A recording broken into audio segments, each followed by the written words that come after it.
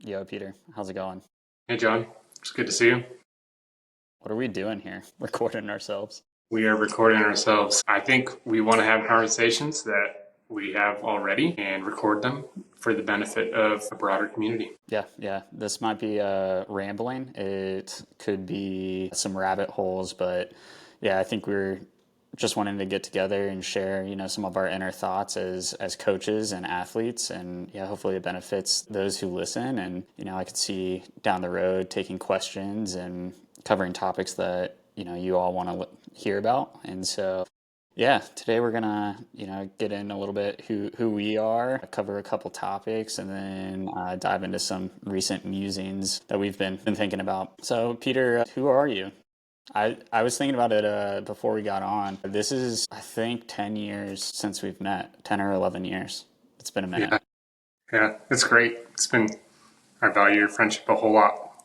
I am an ex-AJC, avid junior cyclist.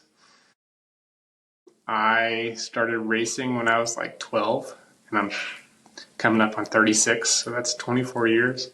Not all of that has been racing. But I was super driven as a youngster. And I also wanted to just mention, what is this? I think it'd be really cool to like interview other people, bring other people in, like some of your high performing juniors would be awesome to like just riff with. But I was like them back in the 2000s, and I raced at Lees McRae College. I was best of the road racer. I started mountain biking, and mountain biking was and still is the thing I like doing the most, but my body responds better to road and gravel. I've got two boys. I'm married, and I live in Sheridan, Wyoming. I have never been a proper professional, but I've made enough money to live extremely poor. I'm racing crits in my early 20s up and down the East Coast, but I've never been a European pro. But been at the game for a long time. When John and I met, I'd been riding much longer, and we would just go on some death marches in Pisgah. And now John would murder me on any, like if we were actually to properly throw down on some course, probably any course. The ones that involve a lot of climbing, I would get killed. Thanks for the compliment. Yeah, yeah. It's just reality. It's payback for when I had to chase you around. Yeah, yeah. Yep. So who are you, John? Yeah, I'm John Cox. I'm the owner, head coach, cat herder of Contour Endurance and Contour Racing. Yeah, my athletic background's a little bit different. I didn't come to cycling until later. In my youth, I was in martial arts, and so I did that for a decade plus, and then played lacrosse in high school, had some college offers, didn't want to go to any of the schools that gave me offers, and so I chose the school that had a degree that I wanted to study, which happened to be recreation and sports sciences. And so in college, I guess let me back up. I also rode motos a bit growing up, and so I had a affinity for two wheels. I had dreams of being a BMX racer that didn't pan out. And yeah, mountain biking wasn't really like a thing where I was at the time. I grew up in Ohio, and it's not like today where there's NICA teams of hundreds of kids at schools.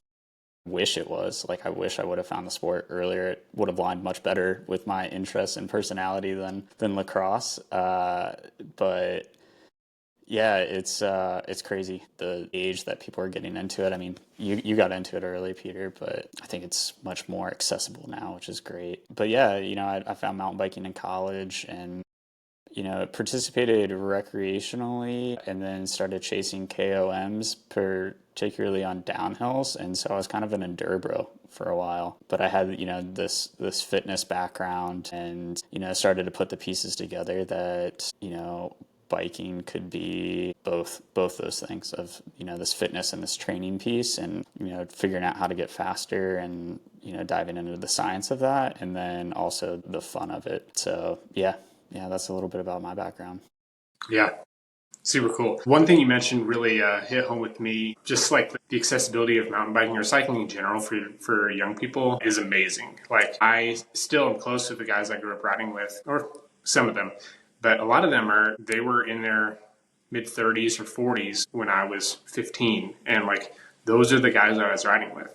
I didn't know anybody that was my age locally. I grew up in a cycling crazy town. Like Fort Collins is like big time cycling town. But back then there weren't very many kids that like wanted to pedal hard or ride really consistently. Yeah. So it's really cool to watch it just flourish in the United States. Yeah, yeah, I'm not sure, what the drivers are. I'm sure it's, social media, just access to the world and different sports. And then obviously like NICA is a big component of it. But yeah, I mean, now like you log into Instagram and you can see, all sorts of sports you didn't know about, whereas that was not a thing when we were growing up. Like the phones that we did have, or when we did get them, they weren't loaded up to the internet, that's for sure. No, which I'm thankful for in a lot of ways. Yeah, maybe that's something we'll talk about in another episode, is the comparison game, imposter syndrome. And Yeah. Yeah. sweet. Well, I guess, one of the first topics we wanted to talk about, and I guess I'll backstep, Peter, we have been friends for a long time. And then we entered a new relationship of coach and athlete, and we went through that phase. And now you're kind of taking on self-coaching a little bit more, and I'm more of an advisor or a consultant. And then, the hope, or I guess not even the hope, is that you'll, come on to Contour coaching staff. So I guess as we get in this topic, these are perspectives from athletes and coaches on both sides. So the first one we're going to get into is when to skip or modify a workout. Mm-hmm. As a dad to two kids, Peter, I imagine you've faced this multiple times. Oh When to yeah. skip and modify. Yeah. I mean, yesterday I was thinking about it.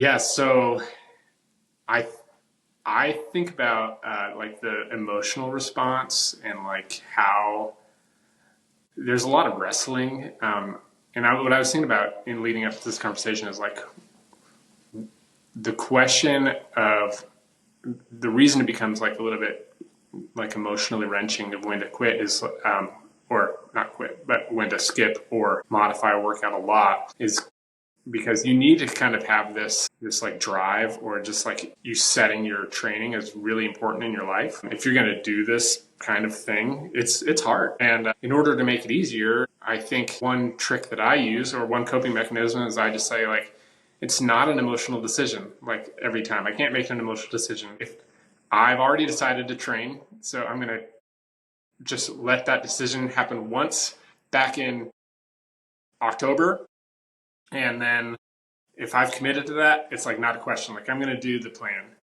And so when I'm feeling bad or when something comes up, um, I think the tension becomes I'm like wrestling with like, oh, am I going back on myself? Am I failing to meet some commitment that I've already made? And in part, I think that is a good wrestling to have. I've been sick recently. I've got a 4-month old and a 3.5-year old, and so like there's just, and I'm in northern Wyoming, so it's like it's literally 5 degrees out right now.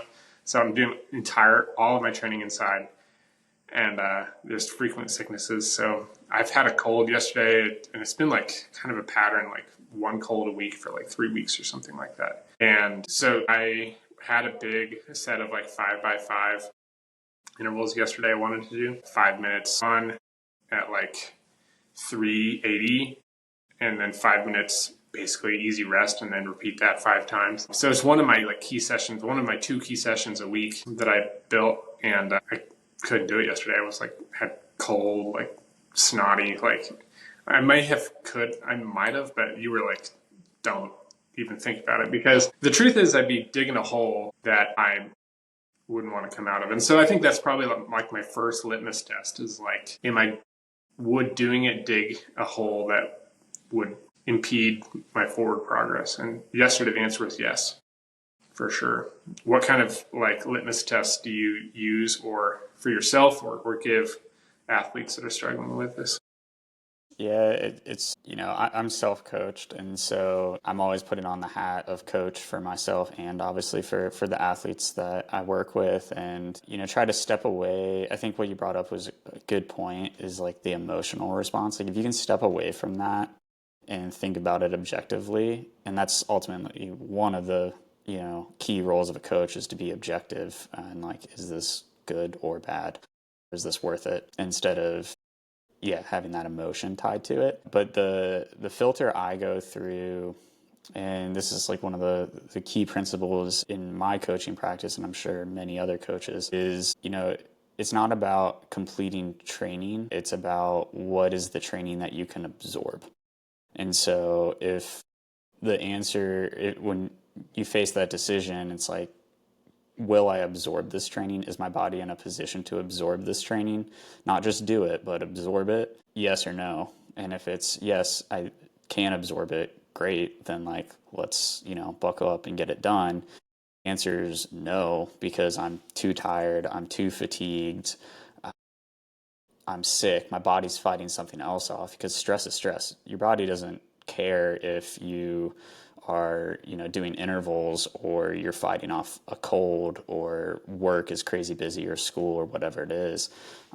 Like if your, LSS, your life stress score is like through the roof, then you're just not going to absorb that training. So the answer is probably no, take a break. Mm-hmm. Take the day off. And then I think the next step after that of, yes or no, if it's, no, I'm not going to absorb it, then what do you do? What's the pivot?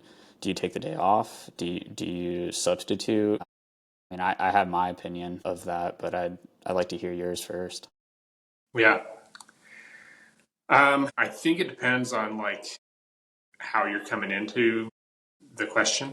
Like sometimes it's just like the accumulation of fatigue over weeks. That's been a perspective shift for me in the last few years. Is like when I was younger, like I really just wanted to like absolutely smash individual workouts, and I viewed like a workout as the key thing that was going to like get me over some hurdle or like make me successful in the discipline that I was competing in.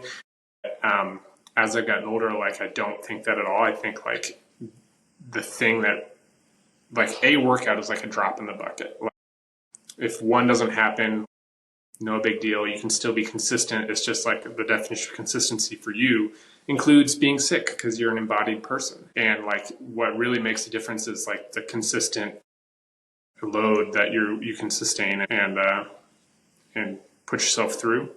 Is going to create different adaptations. What was can you remind me of the original kind of? Once you, go through the filter of, am I going to absorb this, yes or no? If the answer is no, I'm not going to absorb this key session, do you take the day off, or do you pivot? If you're pivoting, Yeah. how are you doing that? Are you, I'm going to do a recovery ride, I'm going to do zone two, or do you take a day Yeah. off, or Yeah. lower the intensity? What's your thoughts there? Yeah. Well, yesterday I thought we ended up shifting to Z2 because I am a time crunched athlete. Like I don't have unlimited time. I can ride about 10 hours a week, and that's sometimes pushing it. Sometimes time opens up. And so I think if you're sick, you want to do what you can while not additionally stressing your body, and you just have to make that judgment call for yourself. Like I was kind of trying to ride that line of like allowing my body to heal while getting a little bit of pedaling. Sometimes getting a little bit of pedaling can like make your body feel a little bit better, like warm up, get the lungs moving, like start to kickstart that engine. If you're just like way too fatigued, like let's say it's not sickness, and let's say you've put together like 4 or 5 weeks of like a really good block, and you're at the end of it, and there's a few more workouts, and you just can't stress it, can't do it. It might be worth just like, it might ultimately be better. Like your goal is not to like, I think what you're getting to the other time is like not to tick boxes. Your goal is not to have a perfect Training Peaks calendar. Like your goal is to have the adaptations that you can absorb, and those are going to be dependent on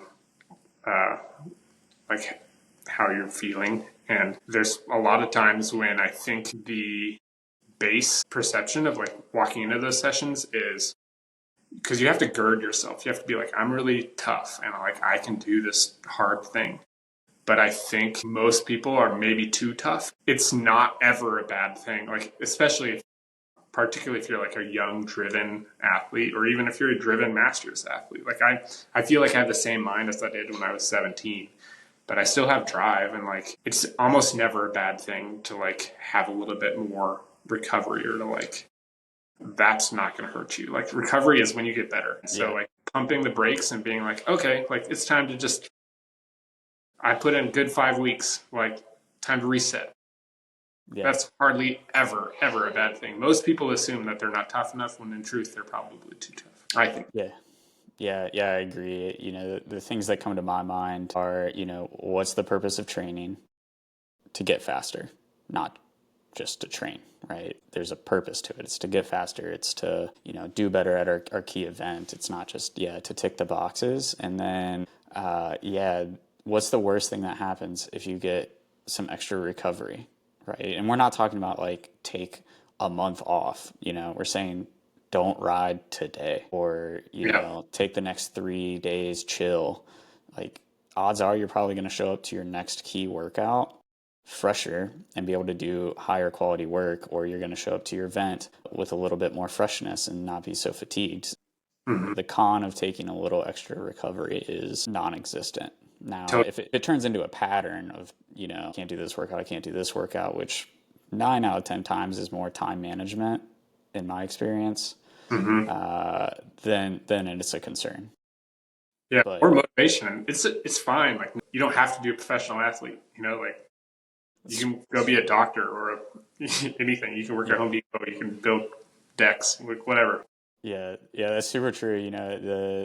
The worst athlete, and this may be a judgmental statement, I have no idea, but I think the worst athlete is the one that signs up for an event, say Leadville, and then just complains every week about the training they have to do or the riding and all this stuff. And it's like, you signed up for this. You Yeah. don't have to do this. There's a very easy solution. Don't do it. Just Yeah. quit. Like no one's forcing you to do it. And that comes to that cliche, if you will, of just like, I don't have to do it. I get to do it. And Mm-hmm. shifting that perspective. And like, while it is a cliche, it is very true that this is something that you get to do and it's a privilege. Yeah. And I think about that a lot as someone that does a lot of training, does a lot of riding. Like it is a privilege. Yeah. Um, this is a crazy tangent, but speaking up to like submitting yourself and not having it submitted upon you, upon like, like I'm committing to the training. I'm not like having it like forced upon me.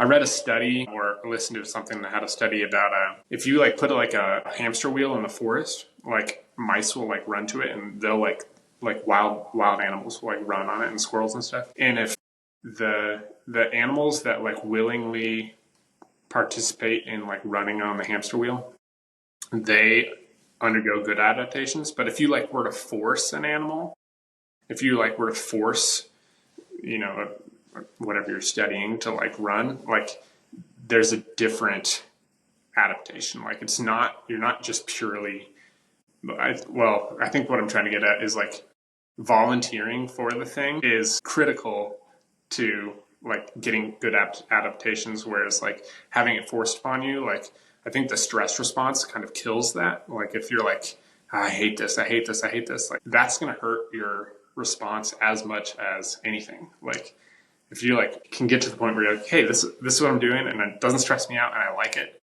that's way better. Like you're going to get better adaptations out of that. Yeah, I think that gets a little bit into, something we should definitely cover in another episode is the intrinsic versus extrinsic motivation. And, another key principle in my coaching practice and the team and all of that is that we're process first. And that is absolutely critical to long-term, success and sustainable growth. You can't be, doing this long term because you want specific results or even, specific watts or whatever it is. Worst case scenario, someone's forcing it upon you. This can be the case with some junior athletes, especially in American culture, which that's a whole rabbit hole. Our culture versus, European culture in cycling.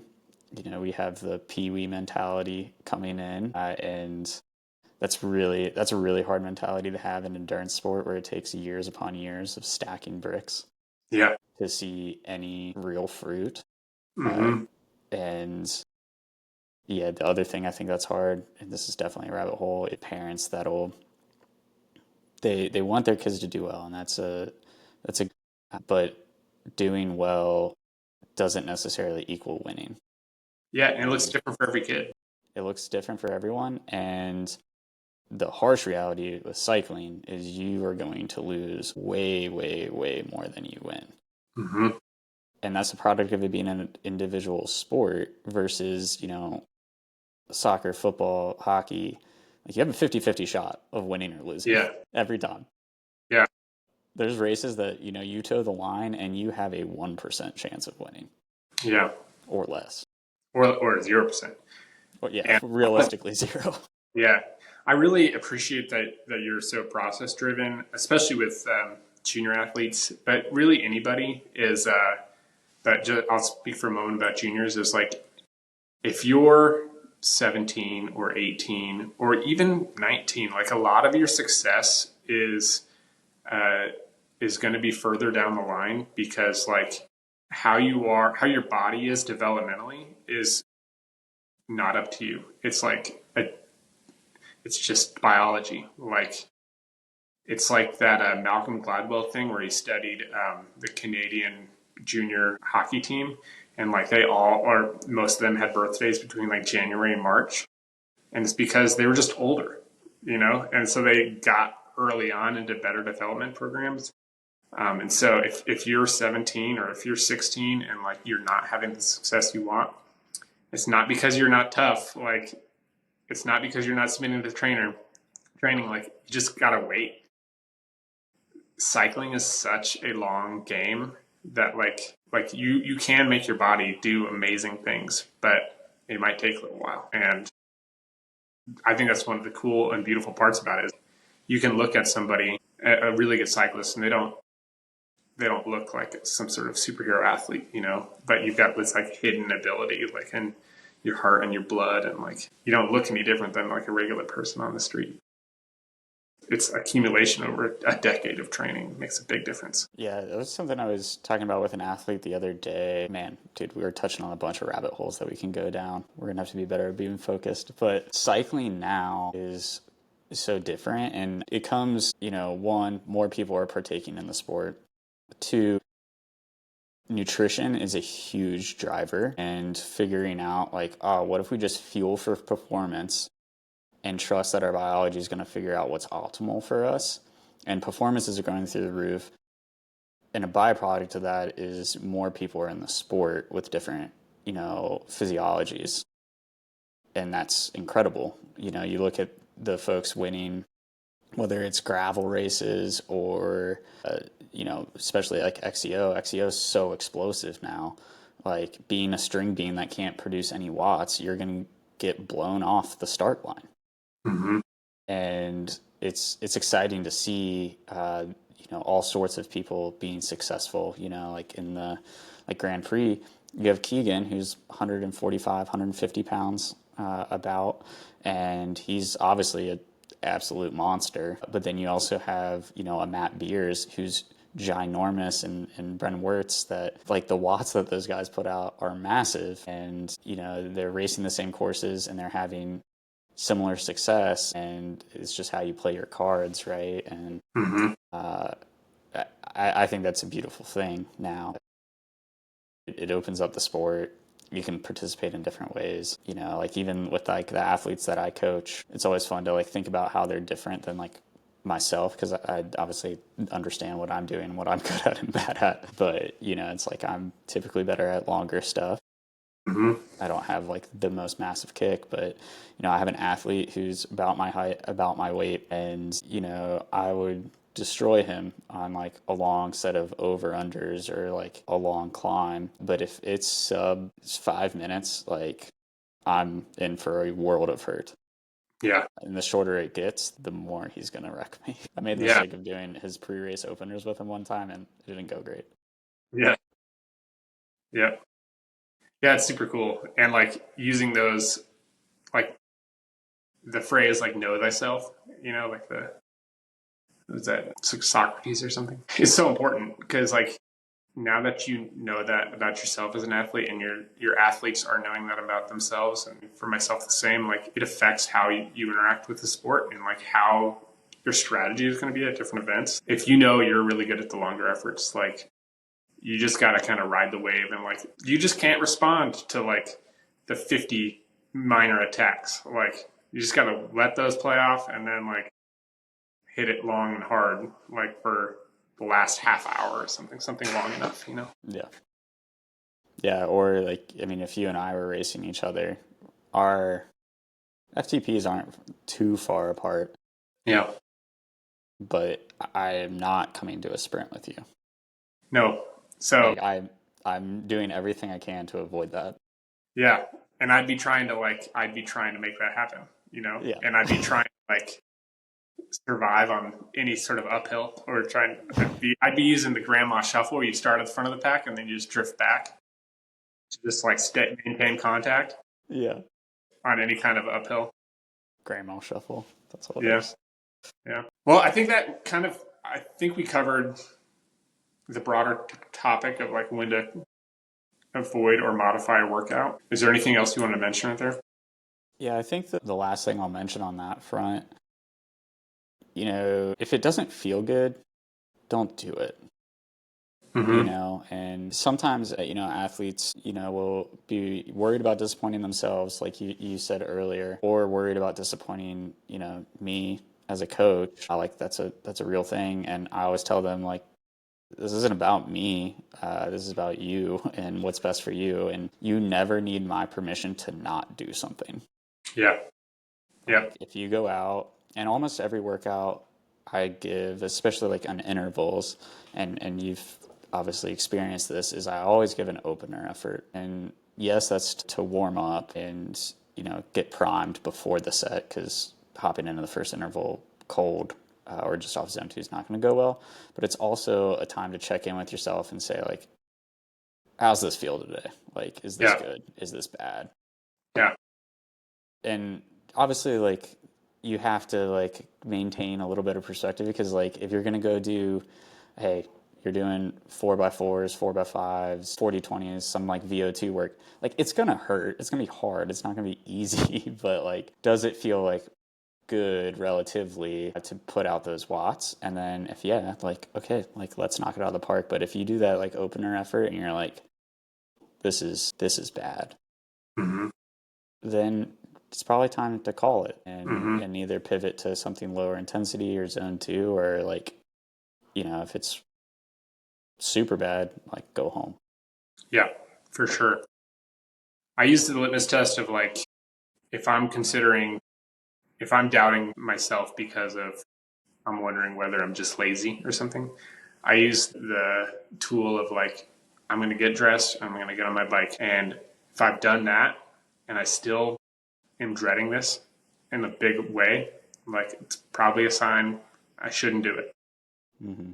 Yeah, I normally give myself 20 minutes. Yeah. Like do that and then like pedal for 20 minutes, like you're warming up, and if it's still bad, go home. What Yeah. I think is really interesting is this whole time we haven't talked really about like any data, like no power, no heart rate. Right. It's just how you feel. And I think that surprises people a lot, because cycling is so data driven, and like I'm a fairly data driven or data nerd, and I think it surprises people when I'm like, yeah, RPE is super important, if not the most important, and then knowing yourself. And so I think, yeah, you gotta learn that. Mm-hmm. I think it's crucial to, yeah, the figuring out when to skip or modify, because the data sometimes doesn't tell you, or it doesn't tell you till 5 days later when you're in bed and sick because you pushed Yep. too hard. Yep. For Uh, sure. And like I was listening to something about the potential for like live blood glucose monitoring. Like if you had a tool, Mm. attached to your skin into Yeah, your the CGMs. yeah, which is super cool, super attractive. But the thing that they were mentioning is like the data markers that throws off. Like if it's gonna flag that you have low blood sugar, like it's too late. Like it's way too late, and like that, I think that would be like, let's say we could invent some device that like plugged into your skin or under your nervous system somehow, and it was like, hey, you're way too stressed right now. Like if that existed, I imagine it's like it's red flags that would shoot up are would be similar. It would be too late. Knowing yourself is probably a better indicator than any machine could give you. Yeah. Yeah, there's super interesting studies that, look at this, and I'll have to go pull them for references, but uh, they always come out with like the best way to find if an athlete's tired or fatigued is just ask them, how do Mm-hmm. you feel? How are you? Yeah, yeah, And that's assuming that they're honest with you. So yeah, that's tip number one, be honest with yourself. And then tip number two, be honest with your coach. Because it's the best tool that you have. Well, let's shift to our second topic since we just went down 1,000 rabbit holes that we'll just add to our to talk about later list is trainer bike strategy. So we were texting about this a little bit. Your prompt is my bike too clapped? Trainer bike strategy. So tell us your perspective, Peter. well, my bike is too clapped, but I'm just going to keep rolling with it. So I ride near 100% of my rides indoors because I live on the planet Hoth. Basically, it's like literally 5 degrees and like blowing insane wind, and it's frozen everywhere, and it's bad. I have an old S-Works hardtail from like 2013 on my trainer, and like the drivetrain is like completely destroyed. Like the cassette is just like shark teeth all the whole way around, and it's just not good. But like it does allow me to do the workout. I know that I have major drivetrain efficiency losses. Like I can hear it. It's like, and so like my strategy is like it would be several $100 to like replace that stuff, and I'm okay with just knowing that hey, I could probably do more outside. Like, or the numbers would read differently outside or with a fresh bike with fresh drivetrain. But like once again, like the goal is like submitting yourself to this activity that promotes adaptations, and like the numbers are what they are. And ultimately, like I'm not racing numbers, like I'm racing other people in 6 months when the world thaws out a little bit. But yeah, so I think we have different strategies with our trainer bike. Like I tend to have at least one bike that's like completely trashed, and I just like will not replace anything at all until I replace everything, or just like sell it for or give it to high school kid and then buy a different bike. And Yeah. I keep one bike in really good nick. I keep my racing bike really, really fresh and good. And then I have like some horrible beater that's worth nothing. That's worth $200, and I just ride it into the ground. Yeah. Yeah. I think my strategy is different because I don't have a dedicated trainer bike, though I do think about getting that just to, yeah, be able to just like sweat on it and not worry about it. My bar is snapping down the line. Mm-hmm. But since, my nice bike is also a trainer bike, I have to upkeep it, and so after a few trainer sessions, it always gets a wash, because like sweat is so corrosive. It's People bad. don't realize that. I did a bad job of upkeeping a trainer bike years ago, and when I went to go do a headset service, I had to bash out the fork with a hammer because it was so seized and corroded, and like the headset spacers were just part of the fork at that point, and that was carbon, and that's not great. Like that's definitely No. compromised. And Yeah. so I still have that frame in the garage. Actually, I should probably just make that a trainer bike at this point because it would Mm-hmm. be unethical to sell that to somebody. Yeah. But yeah, I think yeah, generally I upkeep it, and just like a tip, like upkeep an ounce of prevention is worth everything. Yeah. Waxing my chain, keeping my bike clean, like I have a chain that's just been going for thousands and thousands of miles, and I keep checking it because I expect it to be blown out at some point, or a cassette Yeah. and chainring, and it just like keeps going. Granted, this is on a road bike, so it faces less stresses than the mountain bike. But yeah, I think the upkeep is clutch. Yeah, wax has really changed the game there. Like, I feel like with the oil based lubricants, I would wear out, and stuff just didn't last as long, when stuff was all 9 speed or something. Like, it just was worse. And so, like, a 12-speed chain that's waxed, like, you can keep that cassette chainring and a chain going for like a long, long time if you keep up with it. Yeah. For maybe indefinitely. Like, it's really cool. Yeah, it's pretty clutch, and like using the appropriate things at the appropriate time. Because like obviously, like if it's gonna be super wet, then yeah, you need to throw some oil on there. If you're doing 6 hour race in terrible conditions, the wax isn't gonna last. But yeah, generally it's pretty impressive. Yeah. And you have a different use case because you ride outdoors, or you're able to ride outdoors way more than I can. Yeah.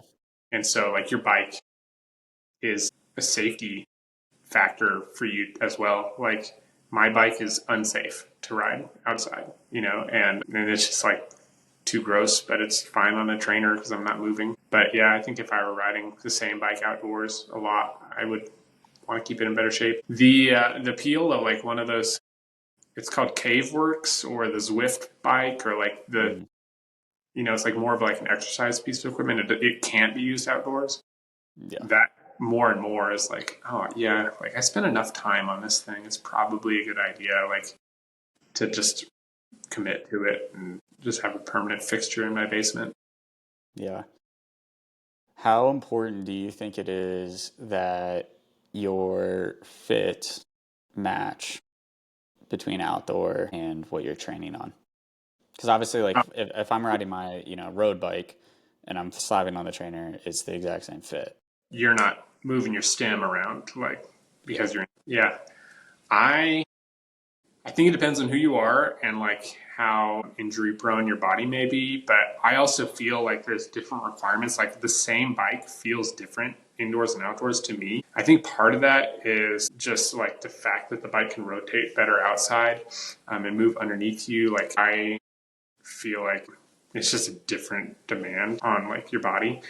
I also think that on like a road bike or a gravel bike, like the wind hitting your chest or like moving your body like is not an insignificant force that can help support you. And so sometimes I think athletes can have better success with like higher bars inside because like the wind is not helping support you, but you could get away with or thrive better with slightly lower bars outside. But the other piece of it is like you don't want it to be crazy off, like, because you want your body, you're creating adaptations that like might only work really well or like be optimal when you're at a close enough position. Like, if my saddle was 2 inches too low, I would definitely notice. But also, I think that would be working a different area of like my muscle fibers on my hamstrings and quads or something. At least that's kind of my base reaction. Mm-hmm. What do you think? Yeah, my experience, I feel like on the trainer, the reach feels longer than it actually is in my experience, and that might just be me. And then I, ride the same bike outside and it feels shorter. I think there's something about the momentum of riding outside, and this is totally unfiltered and unthought about, but like it feels like you can kind of like lean into it a little bit, and so I think my pelvis probably rotates more outside, like if I'm in an arrow hoods position Mm-hmm. versus like if I do that inside, it just like does not feel right. Yeah. So I'm much more upright Yeah. indoors. Yeah.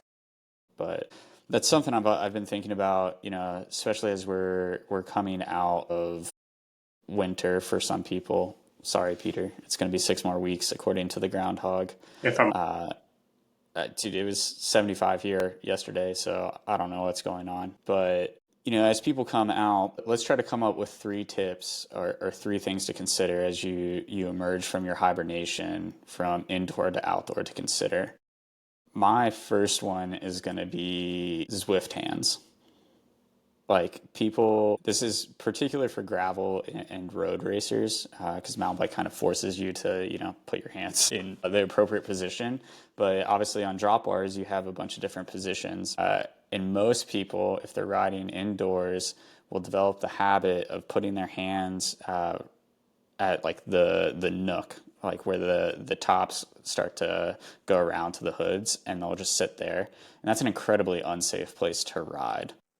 Mhm. And sometimes this is an indicator of a bad bike fit and you have too long of a reach, but like you either need to be in the hoods, on the tops, or down in the drops. And so I think people get these like Zwift hands, and it's going to come out to bite them because they're going to hit a bump, especially gravel. We have a bunch of debris and things. So my tip number one is no Zwift hands. Practice proper hand positions while you're inside. Like be deliberate about that. Yeah. If you are running a different bike, I think a tip would be like I have noticed cleat position and saddle height, particularly like I think are incredibly important. Like I would say cleat position and saddle height are the two things that I pay very, very close attention to because if it's a little bit off, I can probably withstand it, but it's best to just like make it perfect because I really, really, really don't want the tendons in my knees or my hips or my ankles to like be stressed in a way that is not just due to the sport, but is because of biomechanically bad. And those are the kind of injuries like that can have knockdown effects that can keep you off the bike for 3 months or something. And as we've talked about, like consistency is everything. Yeah, I think it always surprises people when I talk like in millimeters for like cleat position or something like that. And like it's not just being, OCD or, really anal about something. It's the fact that like if your cleat is off 2 millimeters, you're repeating that repetition 10,000 times. No joke. Like you could repeat it 10,000 times. You're In a spending ride, in like a ride. Like, yeah, you're doing 90 RPM for, a long ride. Like that's a lot of repetitions. And so something minor can become major. And so I think that's a great tip. What would the third be? yeah, for me, I know I have to give myself like I have to have a long term approach towards bike handling because I mean both you and I have been riding a really long time and it feels like those skills are just like identity based. Like, yeah, I'm a really good mountain biker. Like I can compete for comms on anything that I want, at least around here. And that might not be true in April when I haven't even ridden a bike outside in 6 months. And so like I just have to like trust that the skills are gonna come and I can be intentional about that, but it doesn't have to happen right away. Trying to be a little bit more conservative with like the risks I'm willing to take or like the things I'm willing to try on a bike, particularly a mountain bike.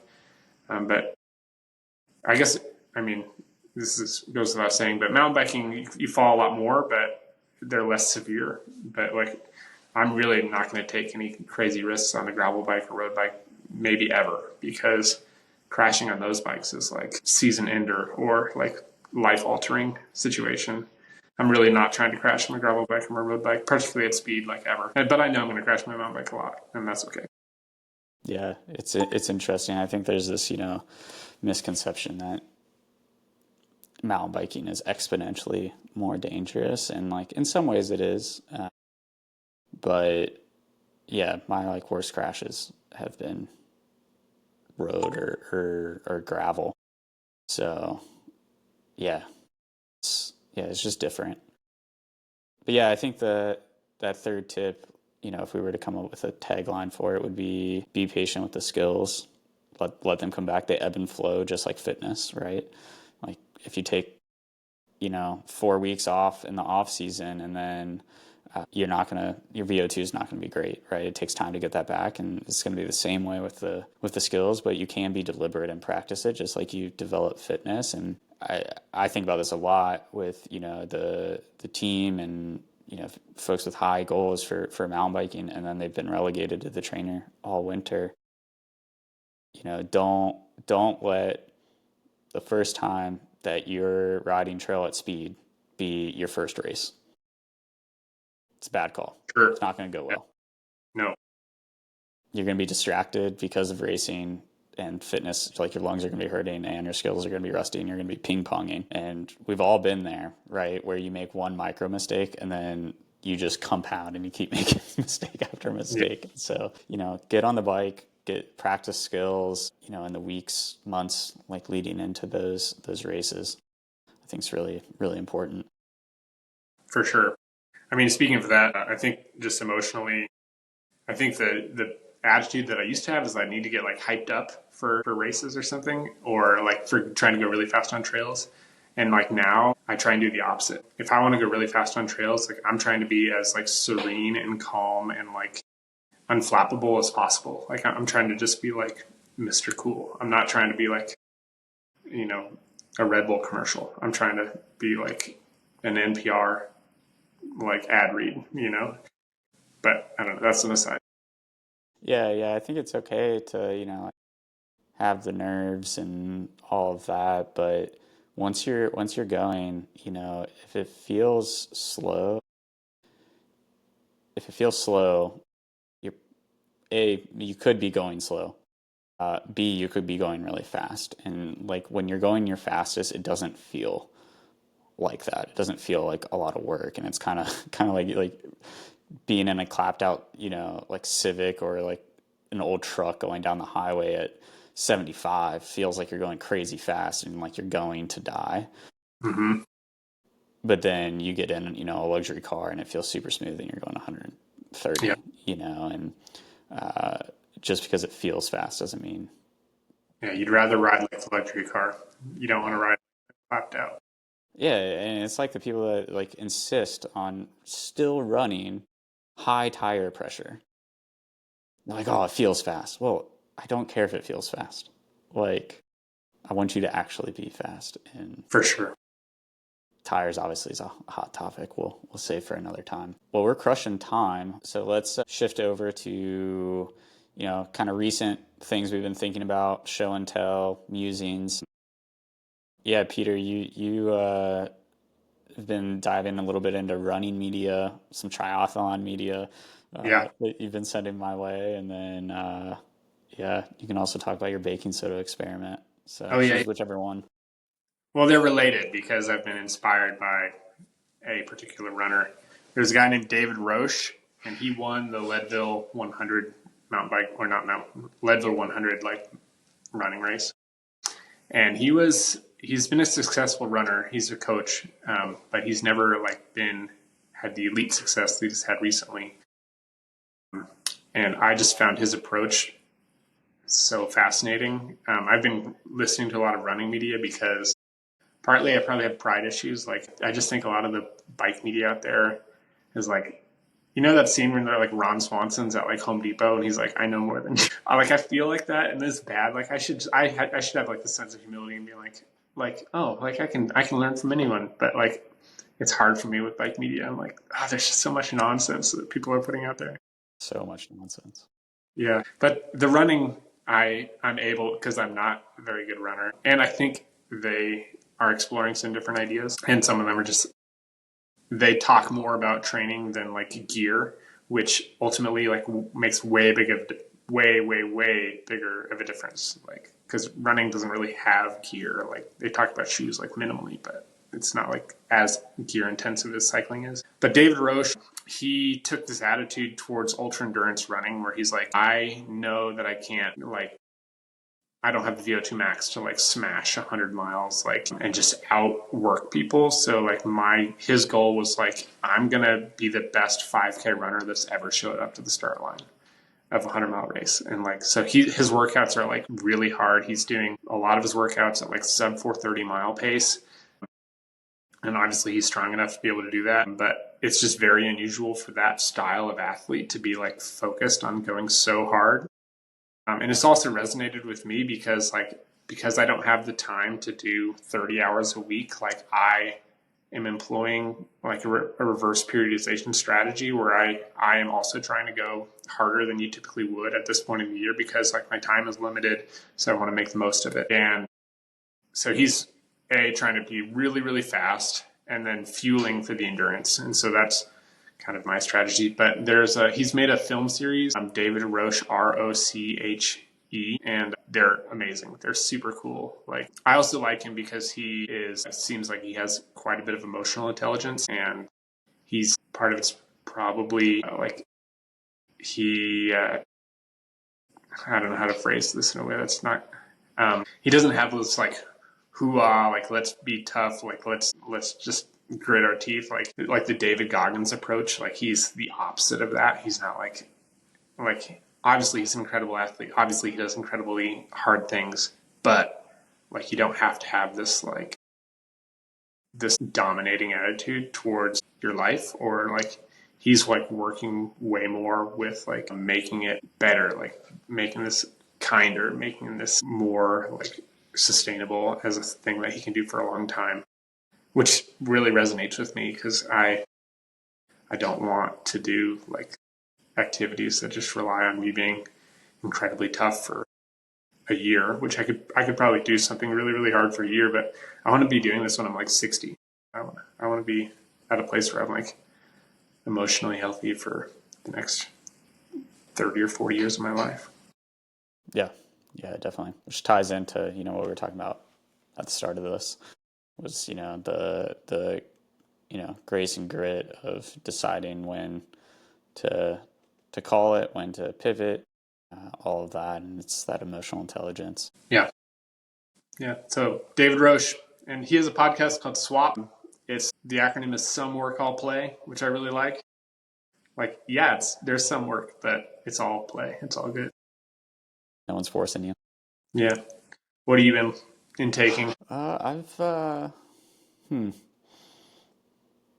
riding a lot, so I've been listening to a lot of podcasts. If you want to go down some like nerdy pathways, empirical cycling is really good. Do some Watt docs and some, diving into research articles. I feel like I'm having conversations with some fellow nerds, so shout out to those guys. I'm not just alone thinking about this stuff. Yeah, it's just been a busy season lately, so I haven't had much capacity to do too much exploring, media wise. Yeah, I've been thinking. Well, one, I got back into journaling, so that's been clutch, and this is, I think, like a low key feature of like Training Peaks is, I put an expectation on my athletes that, hey, I need you to put comments in here because your feedback is the most valuable, like we were saying earlier. But I, even self-coach, put that feedback in there. And in a lot of ways, it's been my journaling for a little while because I do spend so much time, training and reflecting. And it's like, oh, I didn't feel good, first set felt whatever. And it just has kept that habit alive. But now that I have a little bit more capacity, yeah, I'm getting a little bit more away from just the training pieces, thoughts, all of that. So that's good. It's like integrative medicine almost. It's like it all works together.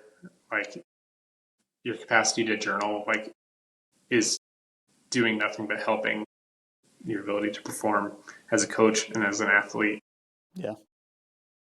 As a friend, I have also been journaling, and I think it really, really helps. And to share it occasionally with people, the things that need to be shared, but just to like process it. Like, I think for a long, long time, like maybe you're different, but I think you're probably better at this than I am. But like, my strategy is like avoiding emotional pain. And so just to like write it down and own it and like share it with some people is like so valuable. It's like, okay, yeah, this sucked. Like, it really hurt.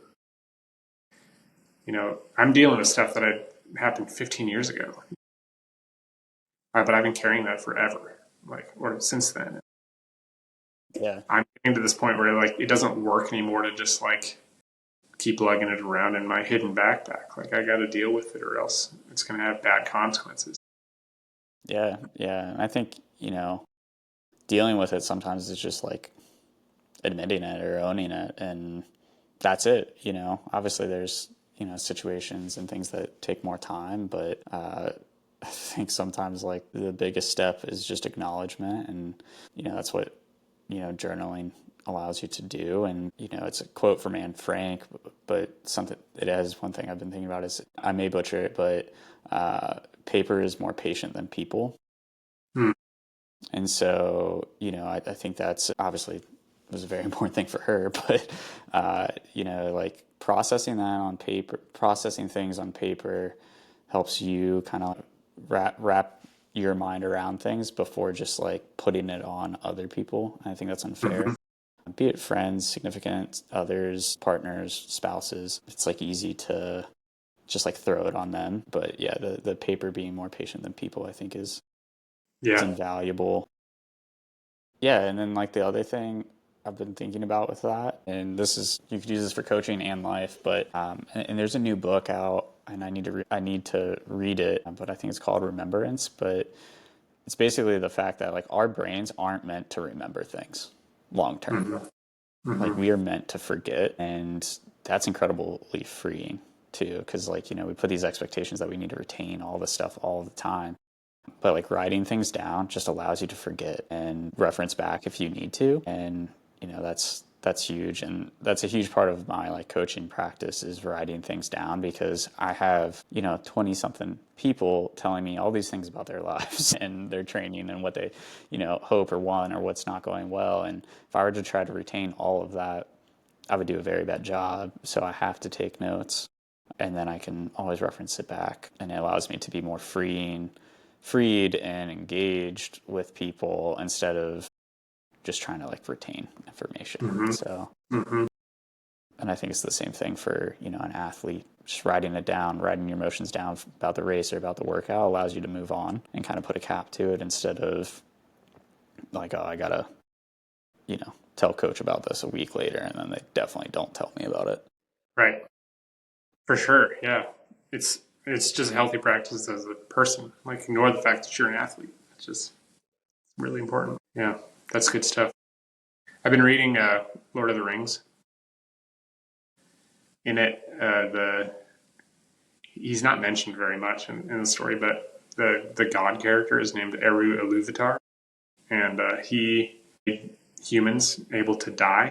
Not to make this like morose or anything, but like it was a gift. The fact that like there's this temporariness, and I think that is related to our our memories as well. It's like just the ability to like not have to bear things forever and ever and ever is kind of a gift.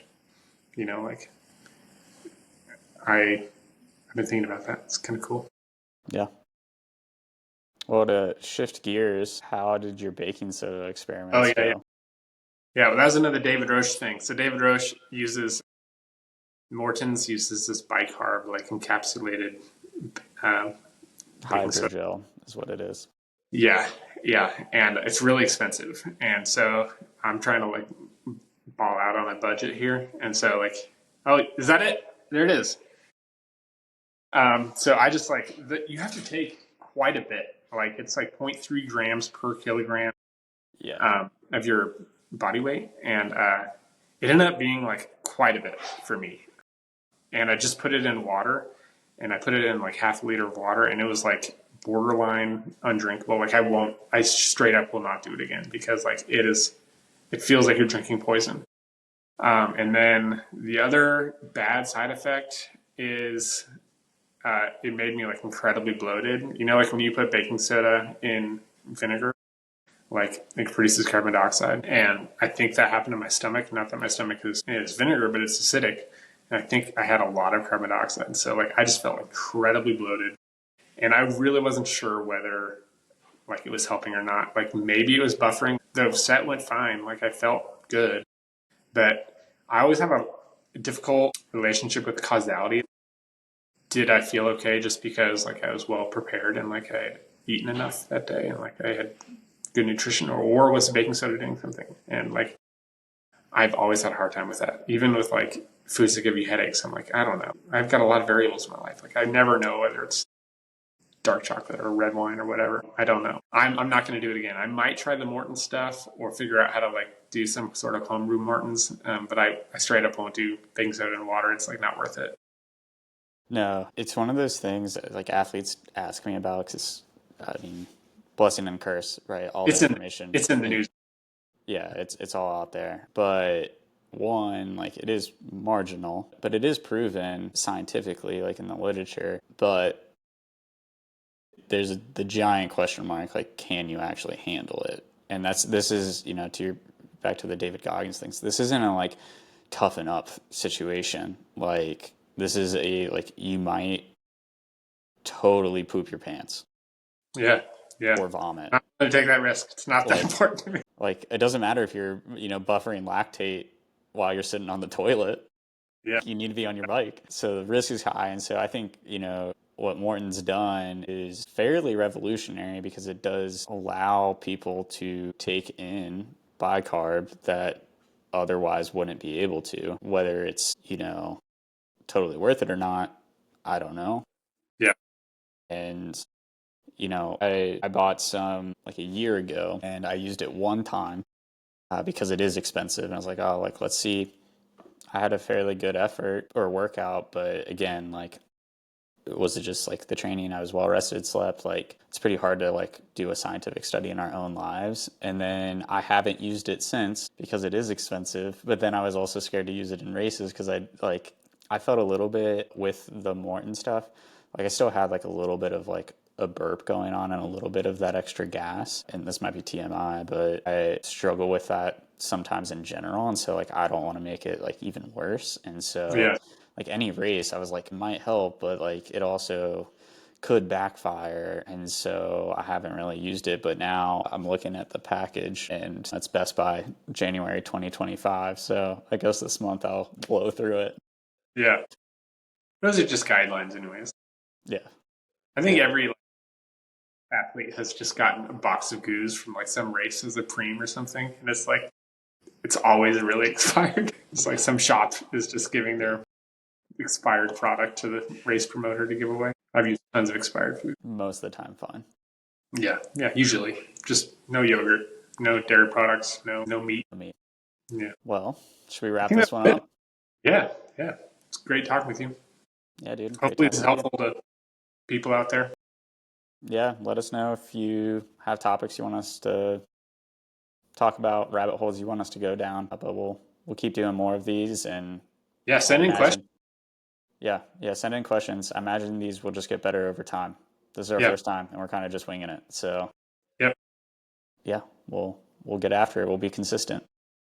Cool. Good to talk to you. I'm gonna get back to the grindstone. Nice. Gotta go make some snow groomers.